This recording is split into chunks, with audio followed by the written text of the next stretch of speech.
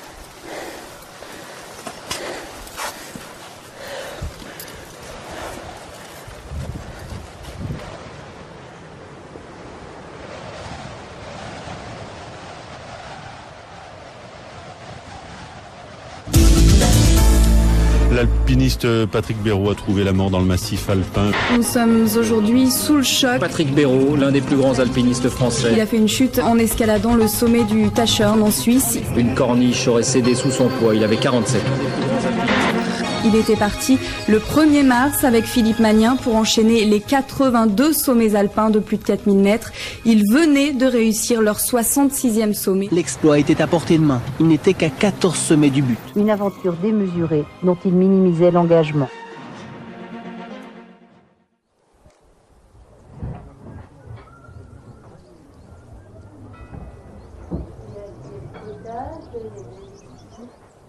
Je pars pas sur une challenge, hein. Je pars pas en me disant oh, putain il faut qu'on y arrive en tant de temps, etc., etc. Je me dis bon on a pas mal de temps devant nous, on a une certaine expérience de la montagne, on va doser au départ, s'acclimater, et puis essayer d'être vigilant par rapport aux dangers d'avalanche notamment, et puis certains autres que peuvent être le brouillard et l'orientation en haute montagne. Mais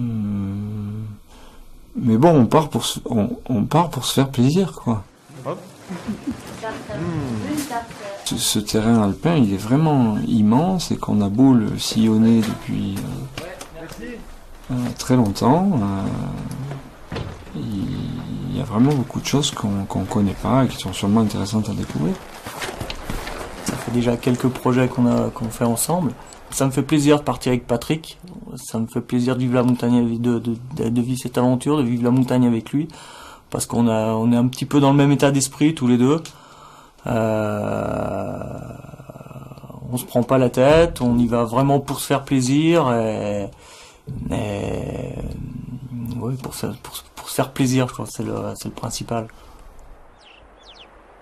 On se sent bien en montagne, c'est un peu c'est notre élément, c'est moi c'est mon mode de vie, je pense que c'est son mode de vie aussi à lui aussi, et c'est ça qui fait qu'on s'entend très bien. On a quoi qu'on fasse dans la journée, on est en montagne et ça nous plaît. On sait que c'est des choses un peu particulières, originales, mais voilà, ça va pas plus loin, quoi. Je veux dire, on n'est pas prisonnier de ces projets. Allez vite, plus de 80. Le dôme de neige des écrans.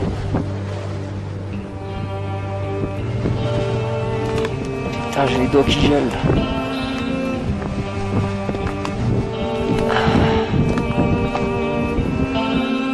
Voilà, on approche du sommet de la barre. Et ça fera 2.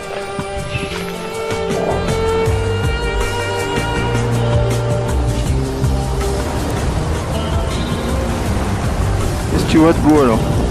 Waouh. Ça fait bien raide, hein.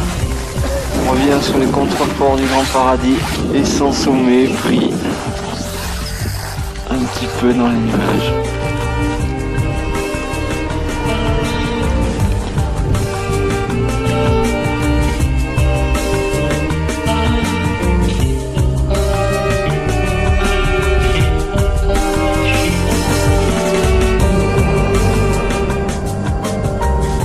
Ça caille, hein.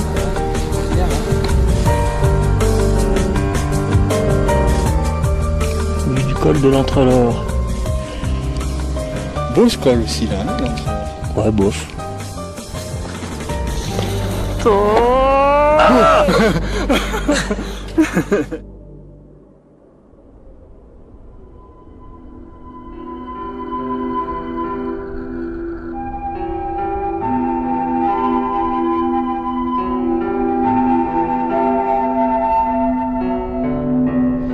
Bonjour, vent d'ouest, c'est la mer, les vagues, les sommets. Patrick Béraud, vous avez enchaîné des tentatives complètement folles. Est-ce que pour vous c'est un dépassement de soi ou c'est avant tout un sport?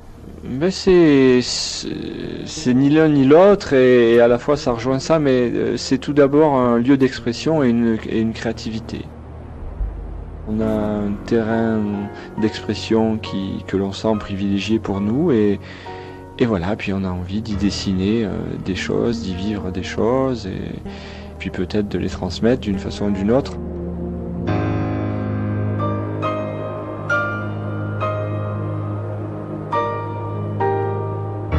Les jours où vous avez reculé en disant là la montagne est trop forte, comme un marin courberait le dos dans la tempête? Oui, bien sûr, et notamment dans les situations où c'est pas forcément la difficulté pure qui vous fait reculer, enfin pour ma part, c'est les dangers objectifs. En fait, on en arrive là et à vivre des situations exceptionnelles dans ces longs projets parce qu'on est dans le dessin de quelque chose. On est dans le dessin, et si ce dessin, c'est bien déroulé, il vous convient, vous le trouvez beau et tout ça, dans la mesure où ça touche pas à ces dangers objectifs et au respect de la vie, même si c'est extrêmement dur, vous dites on va pas arrêter là, on va essayer quand même parce que c'est beau et on va essayer de le finir. Et donc de ce fait, vous êtes amené à vivre des situations physiques et morales exceptionnelles que vous ne vivriez pas autrement.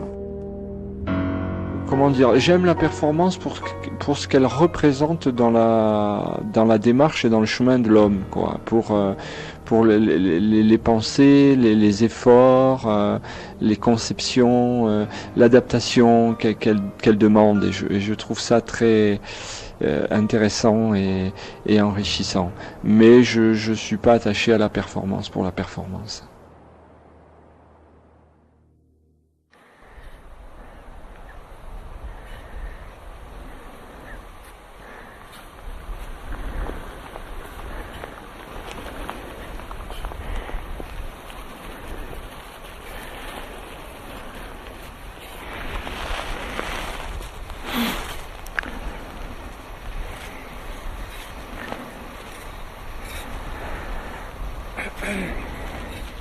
On va vers un inconnu, hein, ça c'est évident. Hein. Mais moi, ce que je crains le plus, ce qui pourrait m'angoisser un petit peu le plus, et causer plus de soucis, ce sont les conditions de la montagne. Déjà, on est en hiver, donc est-ce qu'on va avoir de la neige, est-ce qu'il va y avoir des risques d'avalanche? Après, la montagne est assez sèche en ce moment, donc est-ce qu'il y a des endroits où il va y avoir beaucoup de glace dans les couloirs, par exemple, sur les arêtes qui sont très sèches, par exemple, en ce moment. Hein. Donc moi, ce qui me fait le plus de soucis sont les conditions de la montagne et la météo. Parce qu'avec une bonne météo, ça va nous permettre d'être assez rapide sur certaines sections et de prendre plus de plaisir à grimper.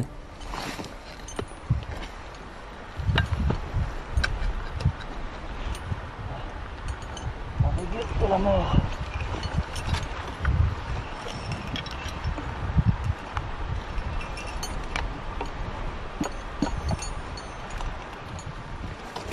Délicat là, hein? Ouais. Tu veux que je lâche la caméra? Hein?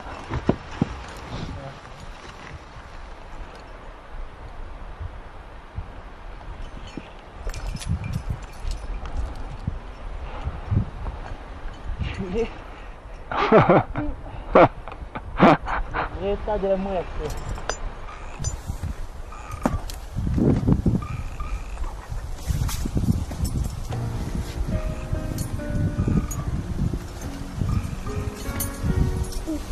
Oh! Ça fait mal? Pas de bonnes conditions là, c'est tout en glace. Glace vive.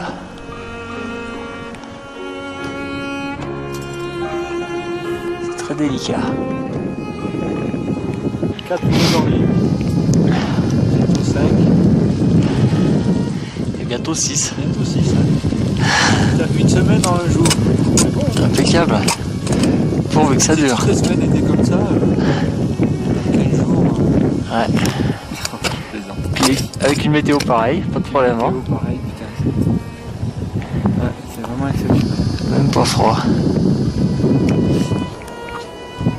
Bon bah, on a de la compagnie, ça met du Mont Blanc. Hein. Ton frangin? Ouais, il doit y avoir mon frère, Marco et Bugs. Ça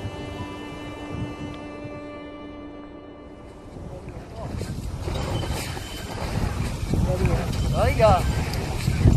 Ça va? Dur?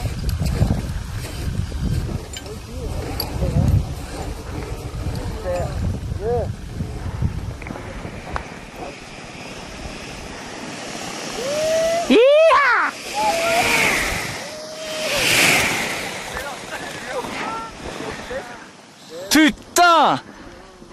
Putain, l'autre il a fait... Et il est passé à rallye. Eh, ils sont furieux. Attendez que...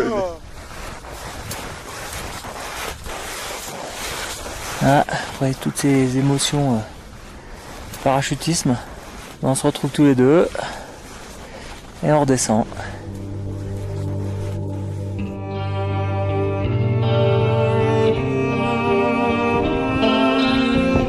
Alors c'est incroyable, c'est de la vitre. On est à 4 pattes dans le 30 degrés.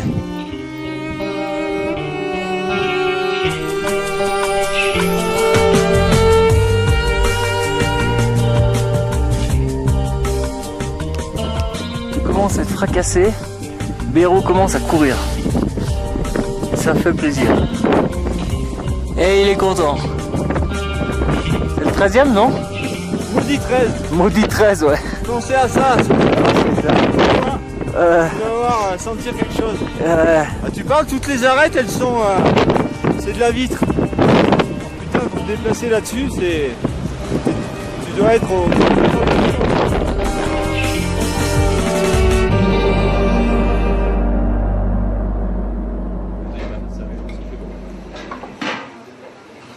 La Bernina, la jonction. Non, peut-être un petit bout dans le balai. Non. Ouais. Non, personne n'avait essayé. Que ça devient compliqué de par les aléas de la météo, des conditions, de tout ça. C'est sûr. Puis quand même, ça fait un projet soutenu, physiquement. Hein, je me dis, physiquement, c'est monstrueux comme truc. Physiquement, c'est un roi du gros. Parce que, ouais. Et surtout parce que vous faites les jonctions. Ouais, parce que tes jonctions, tu les tapes des fois, tu tapes des trucs. C'est même soutenu, très soutenu dans la conception. Parce que justement, tu vois, là, il arrive, tiens, il va faire mauvais. Tiens, alors, il va faire mauvais. Tu veux encore des trucs? Non, merci. Qu'est-ce que ça va mettre comme neige? Ouais. Est-ce que ça va être avalancheux? Est-ce que non? Ouais. Qu'est-ce que tu vas pouvoir faire? Est-ce que tu vas pouvoir faire quelque chose ou pas?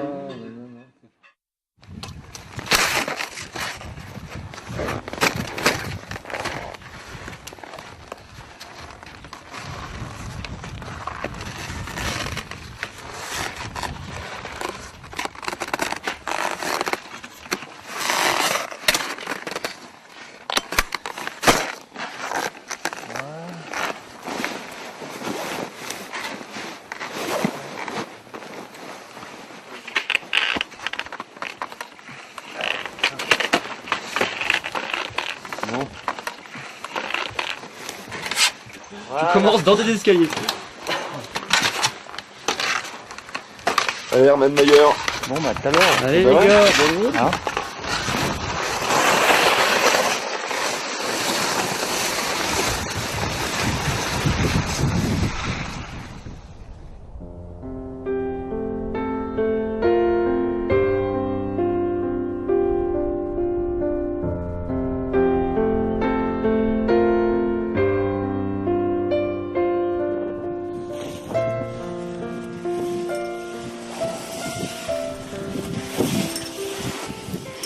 Objectif qui s'est coincé. Ah, c'est ça le crack que j'ai entendu? Hein? C'est ça le crack que j'ai entendu? Crochetage de talon. C'est vrai, c'est le crack. C'est Ah. l'objectif. Crochetage de talon. En fait, il n'y a jamais eu. Crochetage de talon et des deux talons. Sans les mains.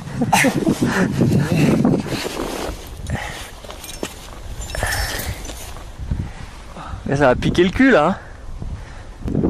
On va pas s'asseoir dessus.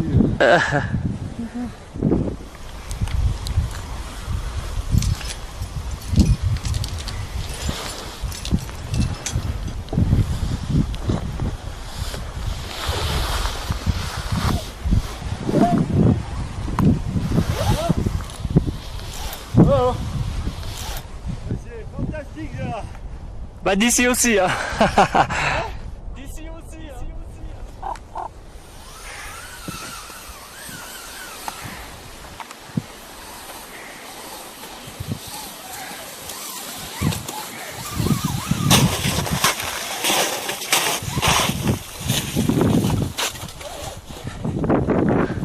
Salut copain.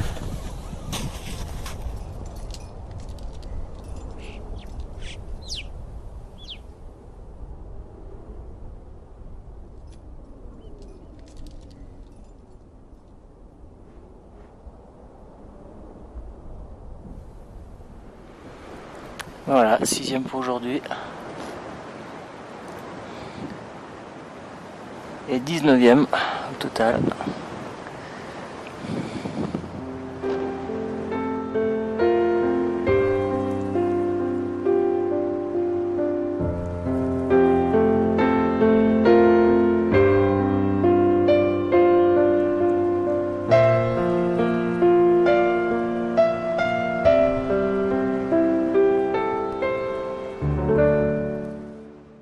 Ouais, c'est faisable.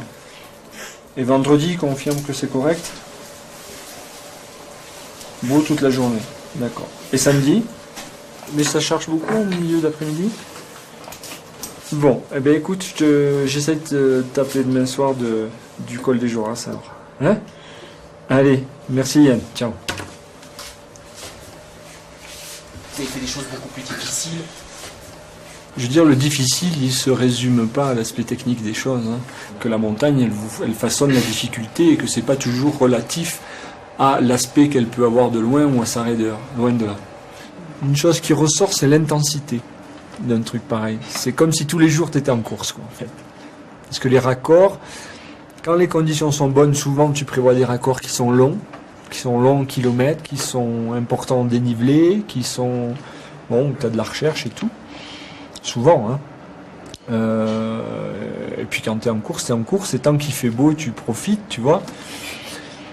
Et ce qui fait que tu te fais des très longues périodes d'efforts soutenus. En plus, comme c'est un terrain qui est ou facile ou moyennement difficile, et bon, vu qu'on a quand même assez d'expérience, c'est presque un non-stop, si tu veux. C'est relativement rare que l'on fasse des relais. Tu vois, quand tu fais des journées de 15 heures, c'est 15 heures quasi non-stop, quoi.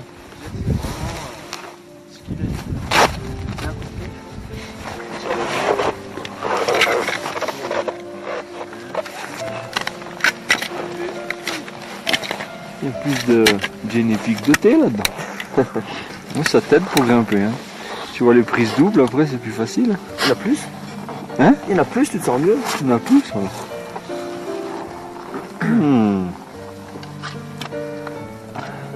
Vous devriez goûter. Hein. Putain, je vous dis pas ce que vous perdez.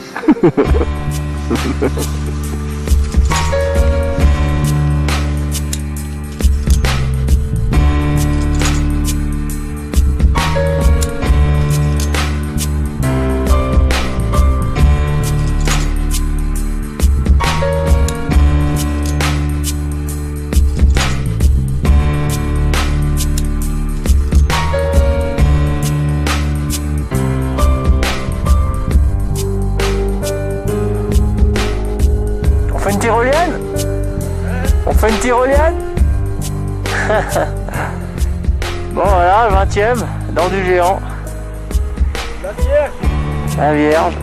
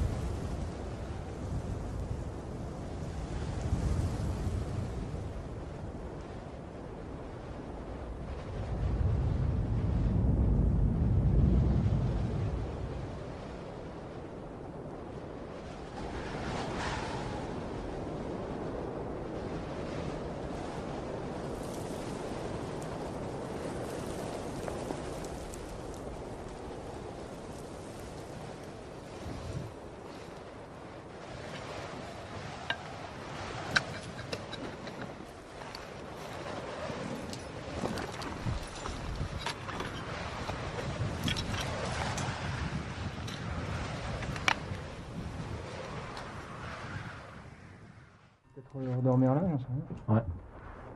Il y aura assez de vivre. Vraiment, ça fait, on a bien monté des piles pour les frontales. Du gaz, il y a ce qu'il faut. Je sais pas ce qu'on a décidé.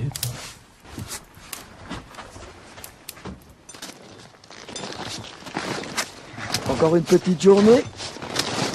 Petite journée. Petite journée. Super. Petite journée de 18h. C'est ça. Depuis ce matin à 5h. Ouais, ça commence à faire. Je suis sûr qu'on aura le droit d'hier cet été. Mais au chaud. Faut qu'on se renseigne. On n'a pas froid. Hein? Il faut, il y a tout. Hein? Ouais. Bien manger.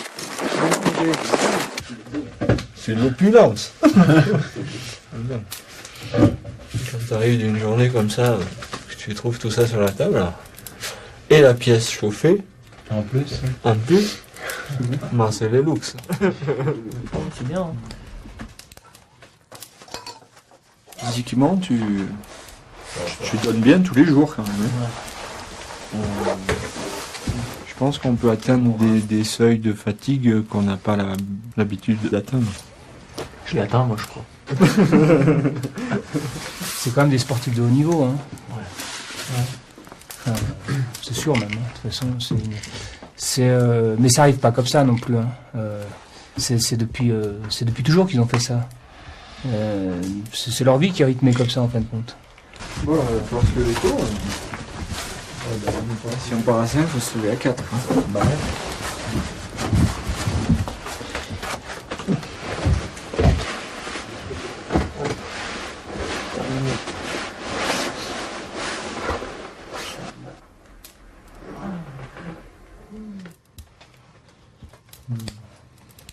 Voilà.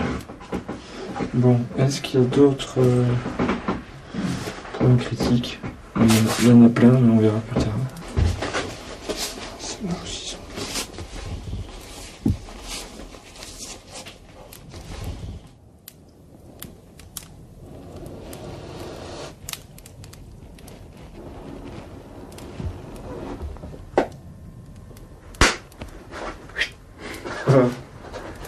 Ah.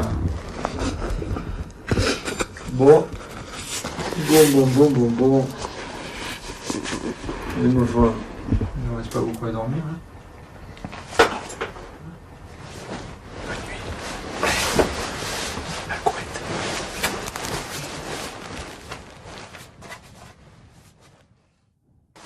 Il est presque 6 heures. Hein. Donc là, j'ai dit que c'est toi qui m'as dit. Hein?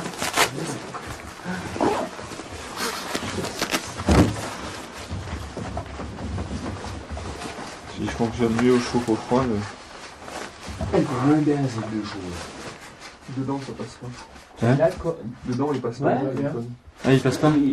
J'ai le ciel, c'est voilà. Bon, bah là-haut alors. Dans le couloir à Édouard. Wimper qui a fait les Grandes Jorasses, il a fait la première des Grandes Jorasses.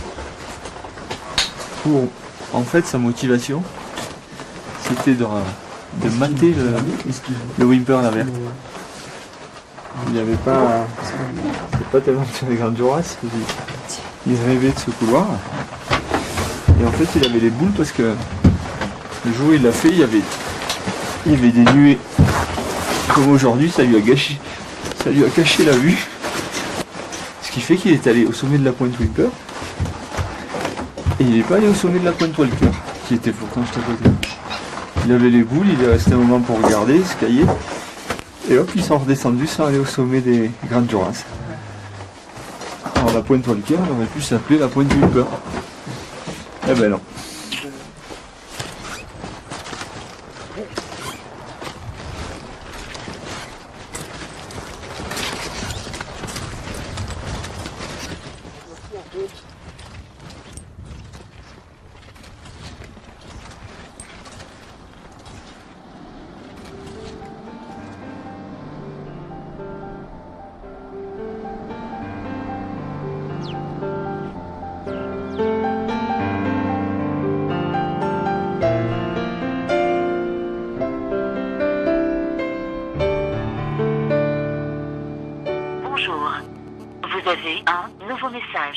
Nouveau message.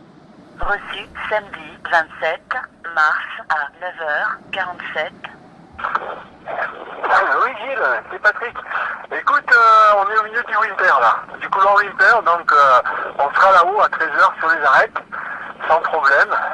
Voilà, le seul truc c'est que je suis pas avec Philippe, qui était très fatigué ce matin à l'arrivée et il a préféré se reposer un jour ou deux. Donc, voilà, donc Philippe se repose un jour ou deux, puis on repart sur les jours.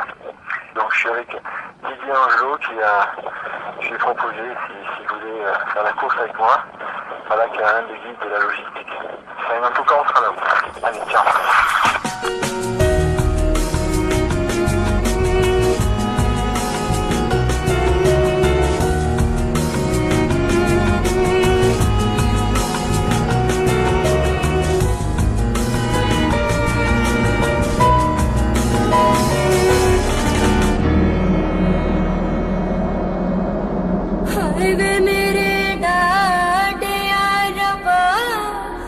किनारे ले जानिया है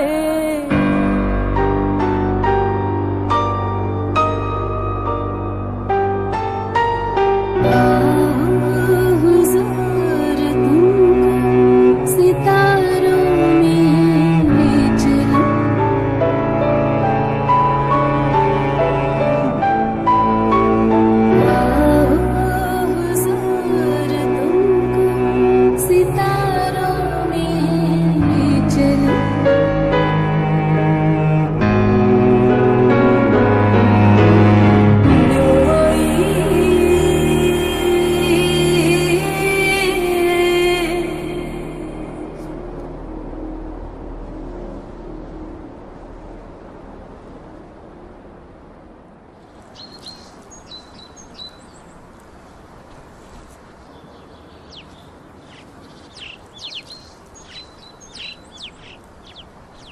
Non, il n'y a pas de peur. Je pense qu'il y a de la concentration. Cette peur, on la transforme plutôt en concentration.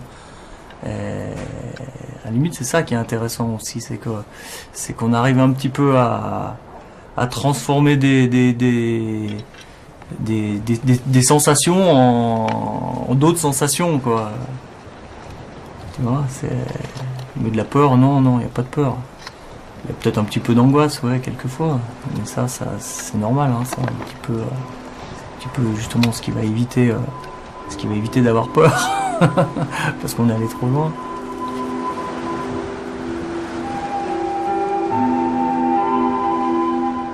Vent d'Ouest sur France Inter.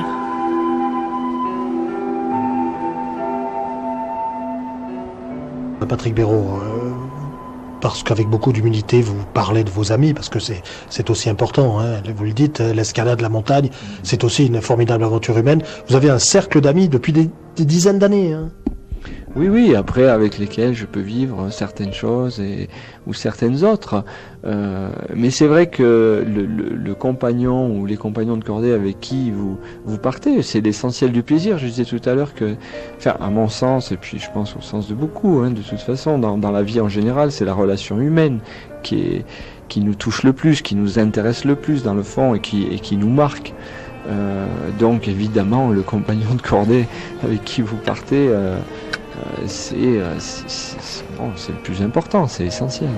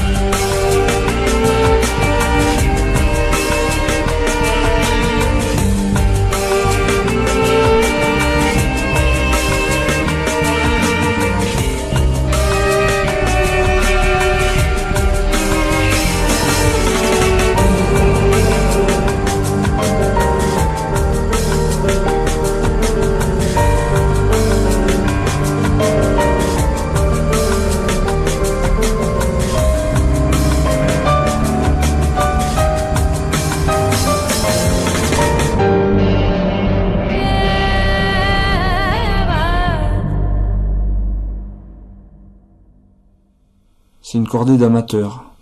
C'est-à-dire, j'ai été interpellé par la définition il y a peu de temps d'ailleurs, j'avais pas fait du tout le rapprochement, puis peut-être qu'elle est fausse, mais c'est-à-dire deux personnes qui sont amoureux de la montagne.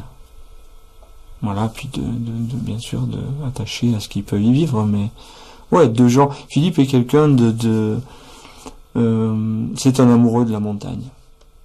Mais vraiment, pas pour autre chose, juste le fait d'être là en montagne, de contempler autour de lui, de pouvoir se défoncer un peu la caisse parce que c'est quelqu'un qui a un potentiel physique très fort, ou d'aller boire un coup avec des copains dans un refuge, ou n'importe quoi. Je veux dire, c'est ou de discuter avec un berger, enfin de tous les aspects de la montagne. C'est un vrai montagnard dans ce sens-là. Et toi pareil. Oui.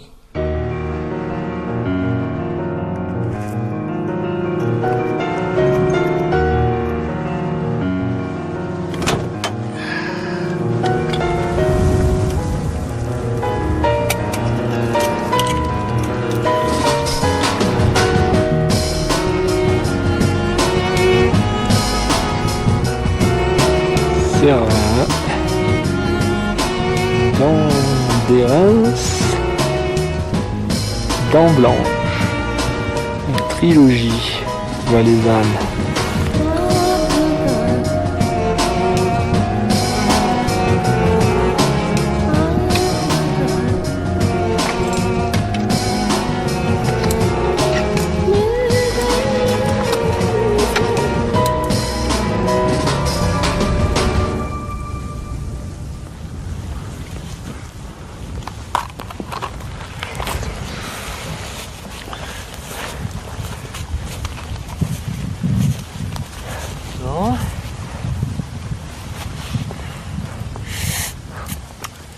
Très beau temps, hein. Ça arrive facilement le trace de montée. Ouais, putain, ça a tout comblé. Abominable hein, la météo là. Oui. Hein? On doit avoir des éclaircies, non? Ouais. Putain là ça tombe. Hein.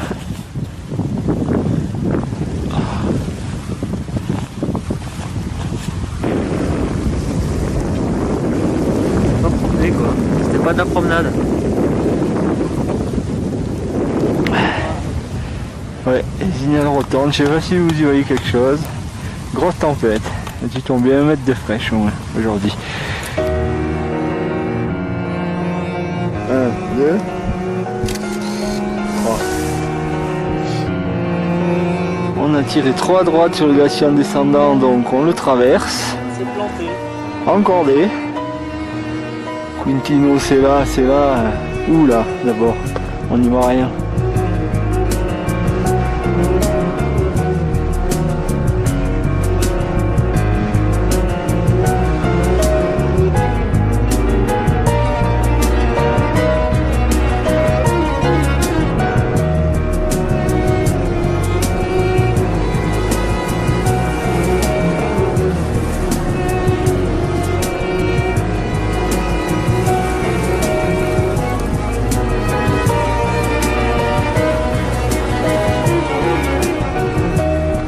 Voilà les divertissements des Alpes par mauvais temps.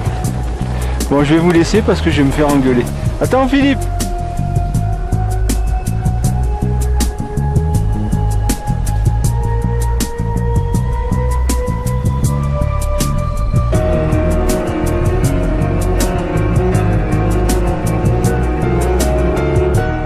Pour être content d'être là, ouais, je suis content, hein, je pense.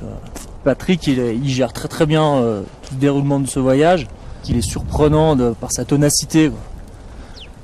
C'est vrai que moi, si j'avais fait ce voyage-là tout seul, pour l'instant, j'aurais peut-être 10 jours de retard, parce qu'il y a des journées que j'aurais bien coupé en deux. Bon, bah, bonne nuit.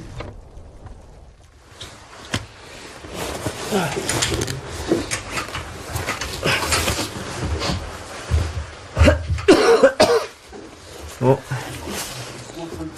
Bonne nuit. C'est pas la peine de te coucher, il est 1h30, hein, c'est dans une demi-heure, hein. C'est pas la peine de te coucher. Tu peux me passer une couverture?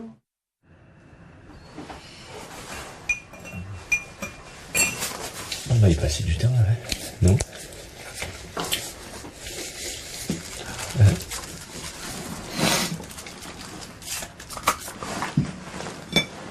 C'est un peu dur les tartines ce matin. Ça.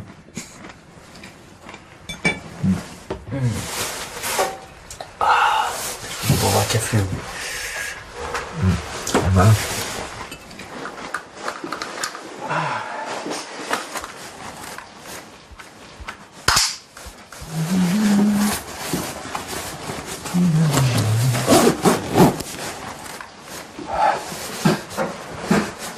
Ça c'est le gars qui part très optimiste, tu vois.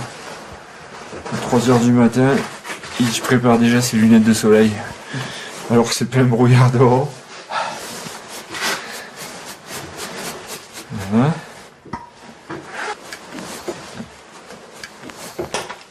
Putain, voilà. Oh nickel. On va s'aimer, non? Ouais. Pour une fois que je disais pas des conneries. Mais voilà. Ah, il se maquille toujours comme ça le matin avant de partir. Bon, ça prend un peu de temps, mais qu'est-ce que tu veux? Un jour, mon comme ça. Viendra, un jour, mon prince viendra.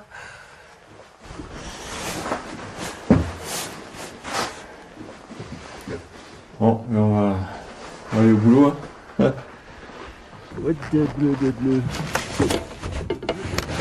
Oh, mais c'est raide, hein. Ensuite, t'es la gueule dans le trou. Oh là là là là là là là là. Cette météo qui fait là. On va s'aimer.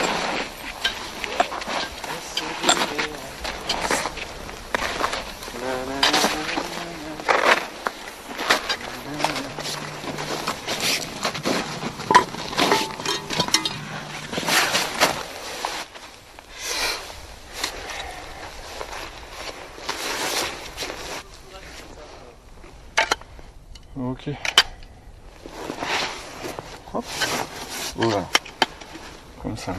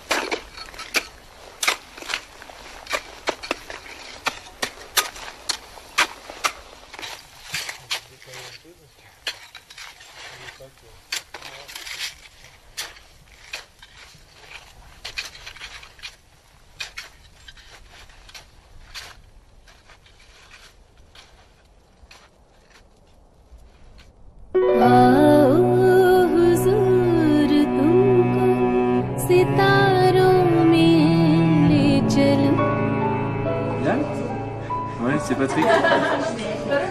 C'était magnifique. Ah ouais, tous les hauts soleils sortaient, là, il y a eu un lever de soleil fantastique. Et on a eu des bonnes conditions. À 9h30, on était au sommet.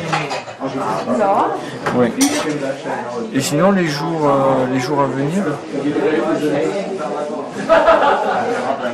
Ouais. Ouais, ça fait quand même fort. Hein. Bon, on va voir. Hein. Philippe.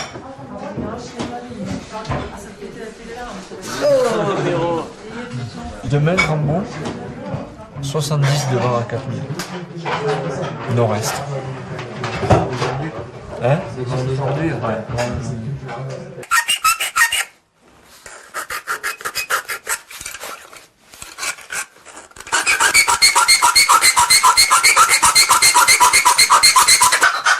Oh putain, non, ça arrête, ça me fait mal aux dents. Ouais, j'ai mal aux gencives. Putain, j'ai coincé la lime. Sans déconner. Je l'ai coincé moi devant. Je vais la péter, moi. Ouais. Ouais, j'ai utilisé le shampoing qui avait dans ma douche. Pourquoi? Ah bon? Il est pas top, ça m'a mis un coup de vieux. Oh merde.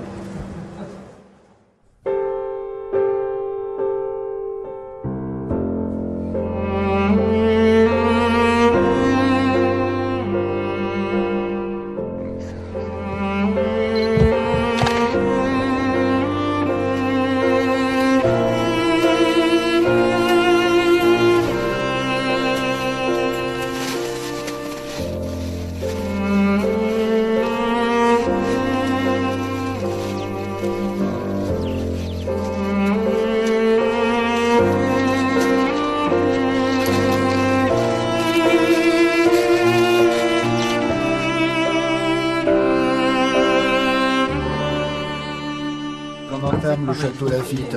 Et je pense que là, on va pouvoir attaquer le château Laffitte par la place Nord. Arrêtez, je l'aurais su. Moi aussi. Personne n'aurait vu. Regardez. Ouais.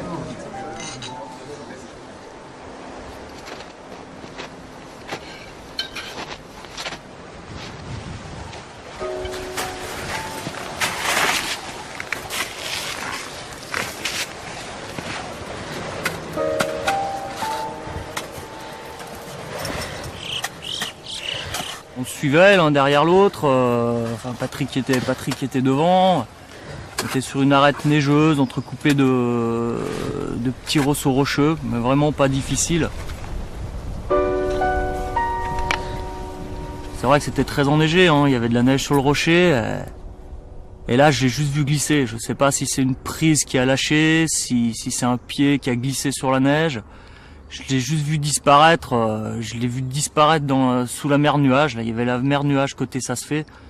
Et vraiment, j'ai baissé la tête, j'ai regardé, je l'ai juste vu disparaître dans la mer nuage.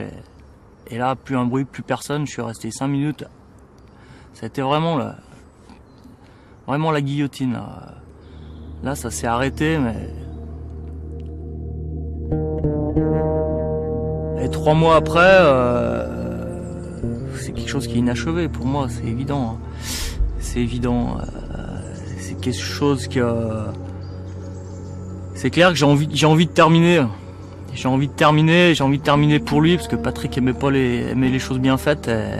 Je sais pas quand, je sais pas comment, mais ça me traîne dans la tête, c'est évident.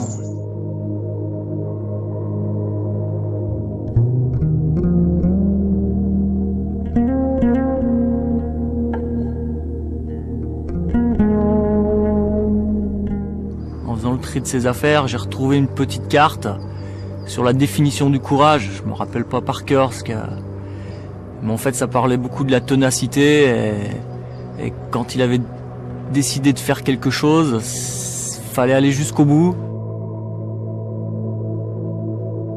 Il m'a fait connaître une autre sorte d'alpinisme, son alpinisme à lui, son style, le style Abero. Et à chaque pas, à chaque mouvement, je pense à Patrick, c'est évident, parce que je me retrouve toujours dans des situations ou sur des sommets qu'on avait gravis ensemble, donc je le pense, mais tous les jours. Il n'y a pas une journée où j'ai pas pensé à cet accident, où j'ai pas pensé à Patrick.